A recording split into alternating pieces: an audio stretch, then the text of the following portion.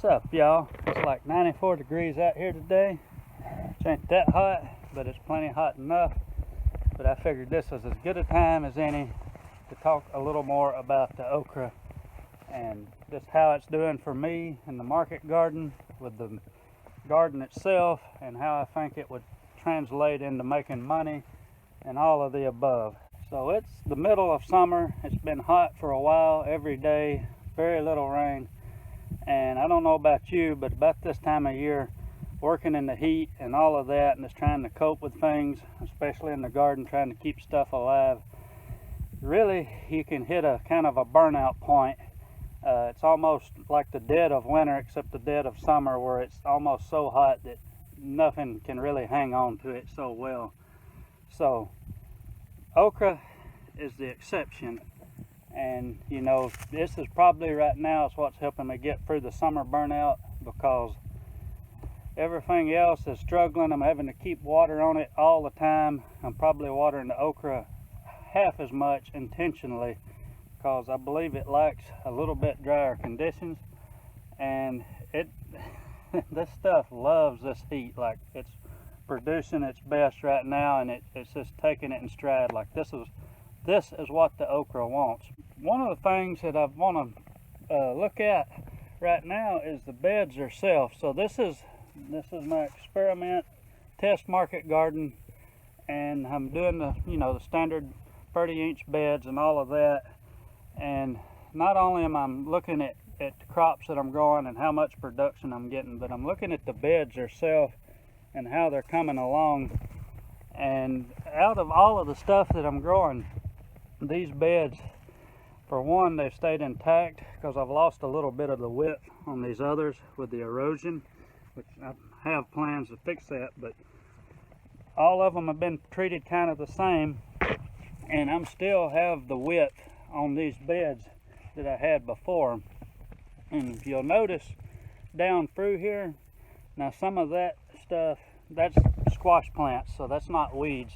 That's a squash that came over and invaded from the other row, and it's starting to die out.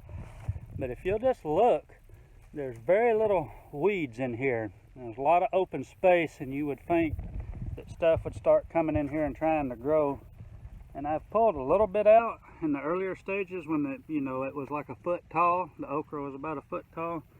But since then, I really haven't done anything, and these beds have done the best about staying clean. Talking about the production and making money, that's probably a whole nother story. I know there's some market gardeners out there that are doing this and making money, but I'm getting pretty good production off of this. So I've probably got about 60 plants in this bed, because I've got it planted too wide. That's a 25-foot bed. And if you'll see right here, you got up at the top of every plant, you have the nodes and you have the little okra. So I'll probably get one mature pod every day from each plant. Sometimes I'll get two if I'm doing really good, and realistically that's probably as good as you're going to get. And so at that rate of production of 1 to 2 pods per plant per day, you've seen my shirt tail this morning. That's probably 1 or 2 cups as you would sell them. I don't know how much they go for now, probably $3 each. Well, let's give them even like 4 cups per day on the 25-foot row. So to do what I wanted to do, you'd probably have to have like 2 full rows, 50-foot, planted 2 rows wide, the double rows like I've shown you before.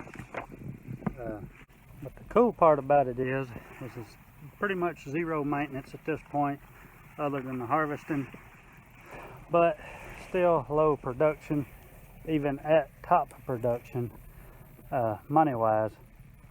So the only way that I can justify to keep doing this is to get serious about the interplanting. And I'm thinking now that even after the okra is planted in, say, late May, early June, that by the time it gets up tall enough to shade out the beds, I need to have at least 1 or 2 rounds of a high rotation crop in there. So I'm thinking the Salanova, because the transplants will work better. And because I'm wanting to go low till or no till, when I come back in the fall, I'm going to cut these out. I'm not going to rip them up and disturb the soil. I'm going to cut them off. But you can see, and they haven't got as big as they're going to get. You can see how big these stalks are. So the Jane cedar is probably not going to be that great in here, but I think I can come and plug transplants in after these stumps are cut off and have all that roots in there and all that sequestered carbon, because that's kind of what I'm getting into. So that's my thoughts on the okra. Well, it's hot out, and I think that'll be it for the day, but just wanted to show you one of my favorite crops and how it's panning out in the test market garden. And whether I'm going to be able to make it viable or not is yet to be seen, but definitely going to have to do some changing and thinking. So anyway, y'all be good. See you later. Bye. Speaking of hot things, I have another habanero plant that has changed color and have a mature pepper. And that is one of the chocolates. So glad I got one of those. So just compare it to the red one.